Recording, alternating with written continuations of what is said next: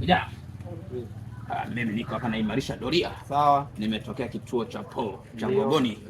Sasa namtafuta mhalifu mmoja anaitwa Edward Festo Swai. Unamfahamu kijana huyu? Fahamu Aha, yuko. Huyu hapa. Anautokea huyu hapa. Anasumbua sana kila siku. Ana swali nyeupe na tai. Huyu hapa. Kijana. Huyu hapa. Njoo.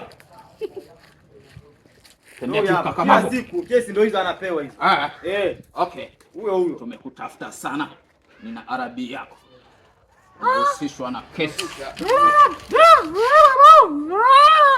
Umekuwa bubu sio? Huyo sio bubu. Sio bubu Sio bubu. Basi wewe usijali. Hii kazi iashie jeshi la polisi.